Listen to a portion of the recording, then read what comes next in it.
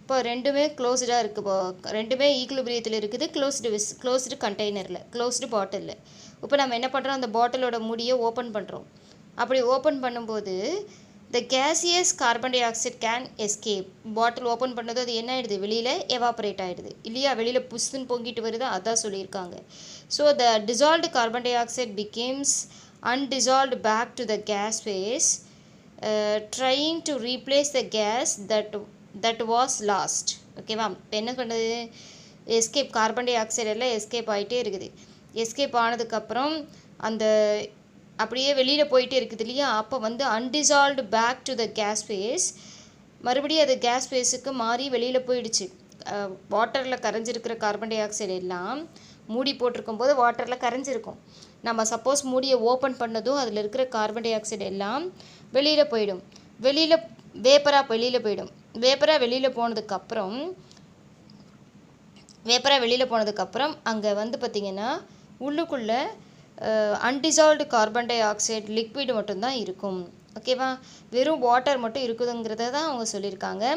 இந்த dissolved carbon dioxide begins undissolved back to the gaseous phase. அப்போது வாட்டரில் கரைஞ்சிருக்கிற கார்பன் டை ஆக்சைடு, கார்பானிக் ஃபார்மில் இருக்கிற கார்பன் டை ஆக்சைடு எல்லாம் அதிலேருந்து வெளியில் வந்துடும், வாட்டர்லேருந்து வெளியில் வந்துடும். வெளியில் வந்து எஸ்கேப் ஆகிடும். எப்போனா when we open the பாட்டிலை ஓப்பன் பண்ணும்போது அதில் இருக்கிற வாட்டரில் கரைஞ்சிருக்கிற கார்பன் டை ஆக்சைடு எல்லாம் எவாப்ரேட் ஆகிடும். That's why if you leave it's open long enough, கொஞ்சம் நேரத்துக்கு அப்புறம் அப்படியே ஓப்பன் பண்ணியே வச்சுருந்தோம்னா என்ன ஆகும் பாருங்கள், it will goes as flat. All the carbon dioxide will be blown away in the air. Okay, கொஞ்சம் நேரம் ஓப்பன் பண்ணி வச்சுருந்தோம்னா அதில் எல்லாமே என்ன ஆகிடும், எல்லா கார்பன் டை ஆக்சைடும் போயிட்டு ஃபைனலாக லிக்விட் மட்டும்தான் நமக்கு அதில் கிடைக்கும். So carbon dioxide undissolved liquid மட்டும்தான் அந்த பாட்டிலில் மெயின்டைன் ஆகும். புரியுதா ஸ்டூடெண்ட்ஸ்? நெக்ஸ்ட்டு பாருங்கள், அயனிக் ப்ராடக்ட் ஆஃப் வாட்டர். ஓகேவா, ஸோ ரொம்ப இம்பார்ட்டன்ட் 2 மார்க் கொஷின், கவனிங்க. Although pure water is often considered as a non-conductor of electricity, please measurements show that it conducts electricity to little extent. இப்போ நமக்கு என்ன தெரியும் அப்படின்னா, pure water is often considered as a non-conductors of electricity. Pure வாட்டருக்கு வந்து pH is equal to 7 தான். Water வந்து water எலக்ட்ரிசிட்டியை conduct பண்ணாதுன்னு தான் நமக்கு தெரியும். ஸோ கரண்ட்டை கண்டக்ட் பண்ணலைன்னா அதை நான் கண்டக்டார்ஸ் அப்படின்னு சொல்லுவோம். ஓகேவா, ஸோ யூஸ்வலாக பார்த்தீங்கன்னா although the pure water is often considered as a non-conductors of electricity, இந்த வாட்டர் என்ன பண்ணாது, எலக்ட்ரிசிட்டியை கண்டக்ட் பண்ணாது. Precise measurement source that conducts electricity to a little extent. இதுக்கப்புறம் பார்த்தீங்கன்னா கொஞ்சம் சம் ப்ராசஸ் எல்லாம் என்ன சொல்லுதுன்னா, வாட்டருக்கு கொஞ்சம் கண்டக்டிவிட்டி இருக்குது, கரண்ட்டை கண்டக்ட் பண்ணுற ப்ராப்பர்ட்டி இருக்குது அப்படிங்கிறத ஷோ பண்ணுது. This conductivity of water has result from the self ionisation of water. நல்லா கவனிக்கணும், வாட்டரோட கண்டக்டிவிட்டி, கரண்ட்டை கண்டக்ட் பண்ணுற ப்ராப்பர்ட்டி எதனால் வருதுன்னா, ஸோ வாட்டரோட செல்ஃப் அயனைசேஷன் தான் காரணம். ஓகேவா, நல்லா கவனிங்க. This conductivity of water has resulted from the self ionisation of water. Water வந்து தானாக அயனைசேஷன் அப்படின்னா அயன்ஸாக ஸ்ப்ளிட் ஆகிறது. தானாக அயன்ஸாக ஸ்ப்ளிட் ஆகிற ப்ராப்பர்ட்டினால் வாட்டருக்கு என்ன வந்துருதான், என்ன கண்டக்டிவிட்டி வந்துடுது, வாட்டருக்கு என்ன ப்ராப்பர்ட்டி வருதுன்னா கண்டக்டிவிட்டி ப்ராப்பர்ட்டி வருது. This conductivity of water has result from the self ionisation of water. ஓகேவா, the conductivity of water has resulted from the self ionization of water. ஓகேவா, வாட்டர் தானாக அயன்ஸாக ஸ்ப்ளிட் ஆகிறது தான் வாட்டரோட கண்டக்டிவிட்டிக்கு ரீசனாக இருக்குது. சரி, செல்ஃப் அயனைசேஷன் அப்படின்னா ஆட்டோ அயனைசேஷன், தானாக அயன்ஸாக ஸ்ப்ளிட் ஆகுதுன்னு சொல்லலாம். Self ionisation or auto ionisation is a reaction in which 2 like molecules react to give ions. என்ன செல்ஃப் அயனைசேஷன் என்னென்னா, 2 மாலிகுல்ஸ் தானாக ரியாக்ட் ஆகி அயன்ஸாக ஸ்ப்ளிட் ஆகிறது தான் செல்ஃப் அயனைசேஷன். ஓகேவா, பாருங்கள், self ionisation or auto ionisation. What is self ionisation or auto ionisation அப்படின்னு கேட்டாங்கன்னா, self ionisation or auto ionisation is a reaction in which two like molecules react. ரெண்டு reactant molecules என்ன ஆகுது? React ஆகுது. React ஆகிட்டு என்ன பண்ணுது?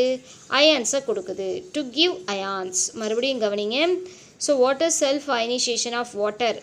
வாட் இஸ் செல்ஃப் அயனைசேஷன் அப்படின்னு கேட்டாங்கன்னா, self ionisation or auto ionization கேட்டாங்கன்னா, self ionisation or auto ionisation is a reaction in which two like molecules react to give ions. So ரெண்டு ரியாக்டன்ட் மாலிகுல்ஸ் ரியாக்ட் ஆகிட்டு அயன்ஸை கொடுக்கறது தான் auto ionization or self ionization. புரியுதா students? In the process of ionization of water, a proton from one water molecule is transferred to another water molecule, leaving behind a OH minus ions. இப்போ என்ன சொல்கிறோம்? ரெண்டு water molecules எடுத்துக்கிறோம். ரெண்டு water molecule எடுத்து நம்ம react பண்ணுறோம். React ஆகிட்டு அயன்ஸாக ஸ்ப்ளிட் ஆகிறது தான் ionization. So two water molecules react to give ions means self ionisation or auto அயனைசேஷன்னு சொன்னோம். இதில் என்ன ஆகுதுன்னா, ஃபஸ்ட்டு கவனிக்கணும். இதில் என்ன கிடைக்குதுன்னா, ஒரு வாட்டரில் இருந்து புரோட்டான் இன்னொரு வாட்டர் மாலிகுல்ஸ்க்கு போகுது. ஒரு வாட்டரில் இருக்கிற புரோட்டான் இன்னொரு வாட்டர் மாலிகுலுக்கு போய் H3O+ அயான்ஸ் ஆகவும் OH- ஹைட்ராக்சில் அயான்ஸ் ஆகவும் மாறுது. அதான் கொடுத்துருக்காங்க. The proton get dissolved in water forming the hydronium ion. Hydronium ion means H3O+ ion. புரியுதா ஸ்டூடெண்ட்ஸ்? மறுபடியும் இதை நான் எக்ஸ்பிளைன் பண்ணுறேன் பாருங்கள். Reactant is two water molecules, product is hydronium ion and hydroxyl ion. இது எப்படி ஃபார்ம் ஆகுதுன்னு மறுபடியும் சொல்கிறேன், கவனிங்க பாருங்கள். So two reactant water molecules எடுத்துக்கிறோம். வாட்டர்னால் எப்படி ஸ்ப்ளிட் ஆகும்னா H+ OH- ஸ்ப்ளிட் ஆகும். பாருங்கள், ஒரு வாட்டர் மாலிகுல் H+